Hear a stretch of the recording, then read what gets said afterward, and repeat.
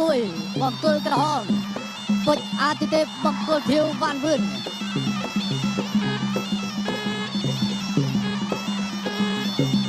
បាទអ្នកទាំងពីរសុទ្ធតែផ្ដួលបាទគូប្រកួតបាទនៅបាទវគ្គជម្រុះម៉ារ៉ាតុងបាទគឺទឹកទី2ដូចគ្នាបាទឆ្វេងស្ដាំរបស់ពេជ្រអាទិទេព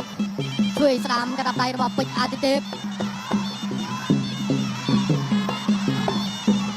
បាទឆ្វេងតស្ដាំរបស់ពេជ្រអាទិទេពបង្គោលក្រហមវិញស្ដាំថែរបស់អាទិទេពវ៉ាន់វឿនយ៉ាងមិនដែរវ៉ាន់វឿនឆ្វេងស្ដាំរបស់វ៉ាន់វឿនពូកៃសម្រាប់អាទិទេពស្ដាំថែរបស់បាទពេជ្រអាទិទេពអូ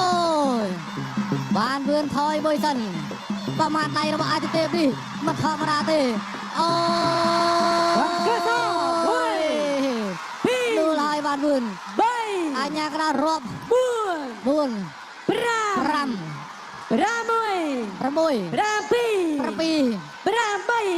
6 7 អាចបន្តការប្រកួតបានរងណាបាទពេជ្រអាទិទេពនេះកាត់ដៃយកធ្ងន់វ៉ាន់វឿនទប់លេងចង់ជាប់ហើយបាទបដូរឲ្យវ៉ាន់វឿនពុះកែងទប់កែងពុះកែងរបស់វ៉ាន់វឿនជួយស្លាប់របស់អាទិទេពកាត់ដៃធាក់មួយទៀតអាទិទេពដើរចូលជុំទងនឹងកែងរបស់វ៉ាន់វឿនចាប់កាច់គ្រឿ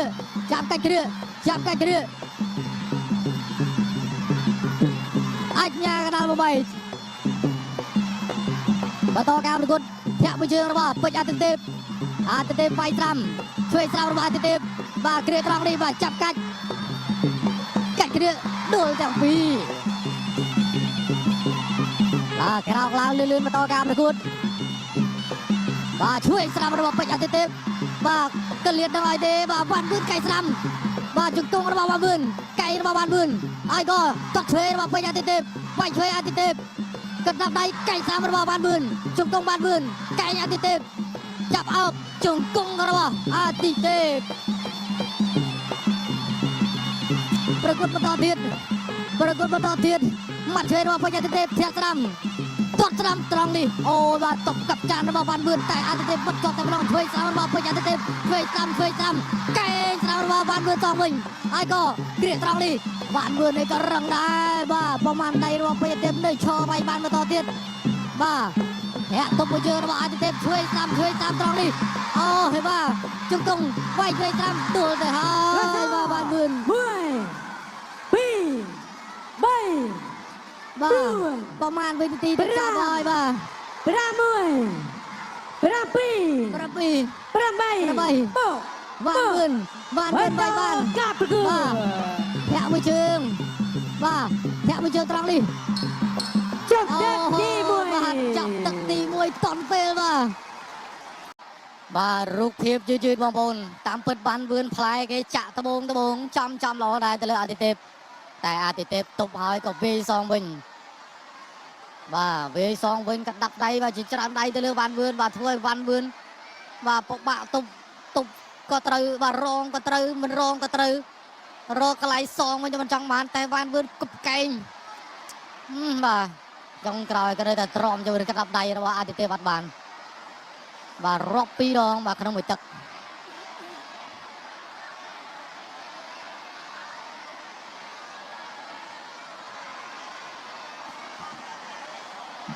បាទស្លាកទឹកទី2របស់ស៊ីម៉ងអូនបាទលើកបង្ហាញ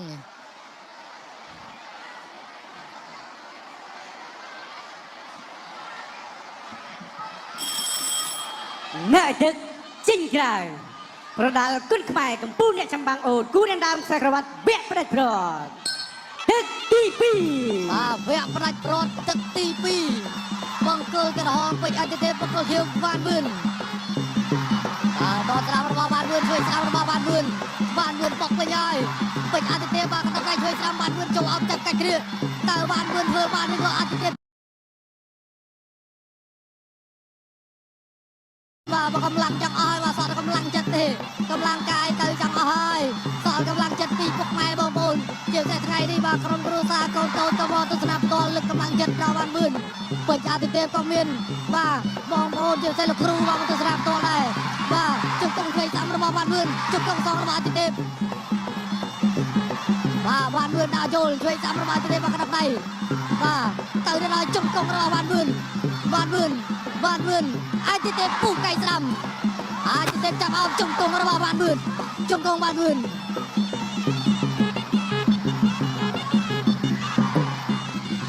បាទជ្រៀកត្រង់នេះដួលទៅហើយ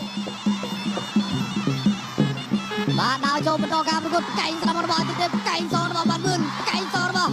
អាទិទេពជង្គង់របស់បានវឿនបាទអាទិទេពបាទក៏ត្រូវច្រើនពីបានវឿនដែរបាទធម្មតាការប្រកួតតែតែមានត្រូវមកតែពេជ្រអាទិទេពបាទរក្សាជំហររឹងមាំដែរអាទិទេពជួយស្រាំក្រាបដៃបានវឿនជង្គង់ស្រាំកែងសងហើយក៏បាទជង្គង់អូបាទរបស់បានវឿនសងវិញរបស់អាទិទេពជង្គង់បានវឿនប្រកួតបន្តទៀតអាទិទេពដើរចូលជង្គង់បានវឿនជង្គង់ទេអត់ទេបាក់កាច់គ្រាជង្គង់បានវឿនជង្គង់បានវឿនជង្គង់បានវឿនតោះជើងពីបញ្ញាទេពអាយញ៉ាកដាល8ដើរចូលឲ្យគាត់ឆ្វេងស្ដាំក្តាប់ដៃរបស់ទេពបាច់តាមរបស់បានវឿនបោកវិញបាត់ឆ្វេងរបស់បានវឿនកែងស្ដាំរបស់បានវឿនអូហូយបាទអាយញ៉ាកដាល8នេះទៀតពិតជាមិនធម្មតាមែនគូនេះបាទកែងក្តាប់ដៃបាទចេញច្រើនមែនទេត្រង់នេះបាទតបស្ដាំរបស់ពេជ្រអាទិទេពធាក់ស្ដាំរបស់បានវឿនជង្គង់ហើយបាទទឹកពីរនេះក៏មិនធម្មតាដែរវ៉ាន់វឿនសងអាទិទេពវិញអាទិទេពក៏បន្ថែមកែងស្ដាំរបស់បានវឿនកែងសងរបស់អាទិទេពហើយក៏ជង្គង់របស់បានវឿនហើយក៏តត់ជើងក្រៅរបស់អាទិទេពគ្រាជាប់បំបែកបាទពីលោកកញ្ញាកដាល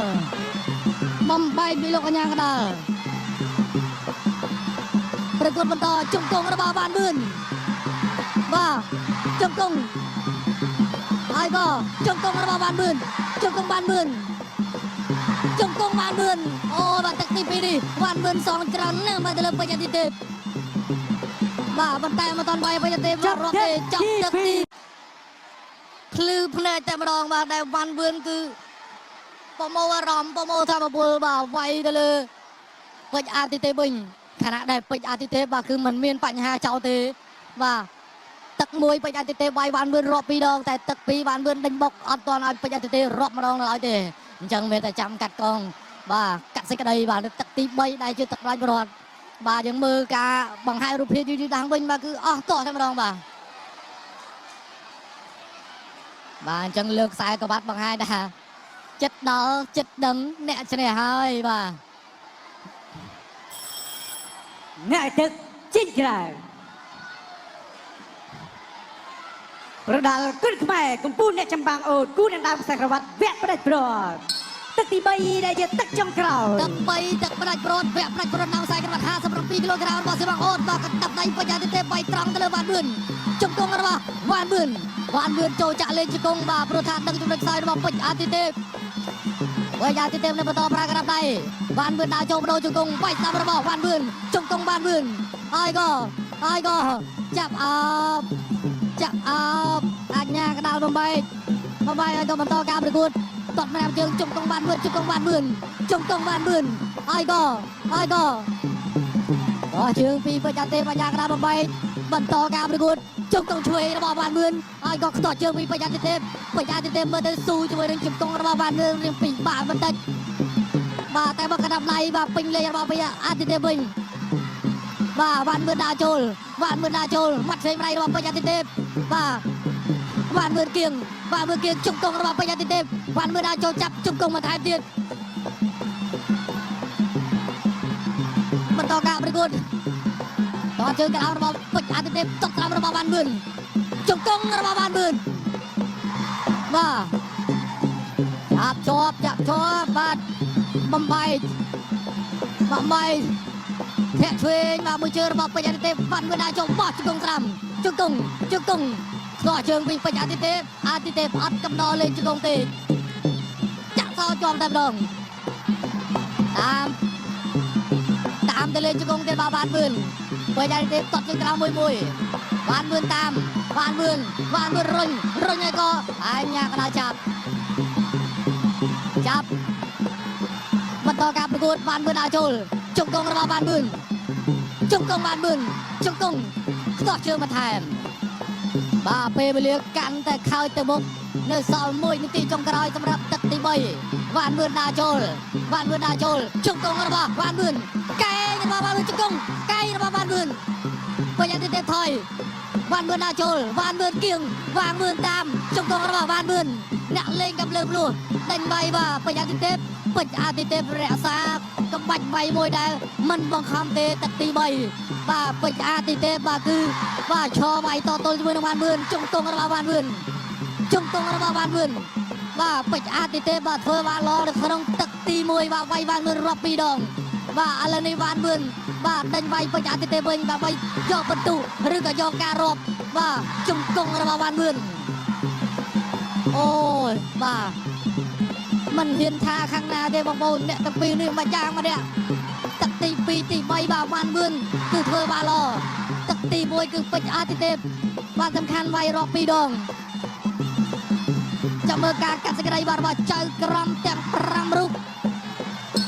ចាប់ទឹកទី3បាទចាប់ទឹកទី3សូមសំលេងដល់អ្នកទាំងពីរមួយបាទល្អណាស់បាទល្អណាស់ល្អទាំងពីរតែម្ដងទាំងពេជ្រអាទិទេពទាំងវ៉ាន់មឿននេះបងប្អូនយើងទស្សនារូបភាពនៅលើ screen ធំរបស់យើងវ៉ាន់មឿនក៏បុកពេជ្រអាទិទេពក៏បុកបាទក្បាច់ចេញមកចំគោលដៅដូចគ្នានេះជង្គង់របស់វ៉ាន់មឿនទៅលើអាទិទេពបាទស្ទុះវាយវិញគប់កែងស្ដាំកែងឆ្វេងរបស់វ៉ាន់មឿនអាទិទេពថយបាទហើយក៏កន្លែងនេះអូបាទជង្គង់របស់វ៉ាន់មឿនបាទទៅលើពេជ្រអាទិទេពបាទជង្គង់បាទពេជ្រអាទិទេពក៏ព្យាយាមបិទដែរបាទឥឡូវនេះតែបងប្អូនតែទៅមើលគូនេះខៀវឬក៏ក្រហមខៀវក្រហមហូមួយចង់បានខៀវអូស្ដាប់ឮទាំងអស់គ្នាតែនេះគ្រាន់តែជាការស្ទង់ស្ថិតិទេចាំមើលចៅក្រមទាំង5រូបនឹងការប្រកាសបាទពីគណៈកម្មការជាថ្មីម្ដងទៀតបងប្អូនសូមហូដល់ស៊ីម៉ង់អូតមួយទៀតមក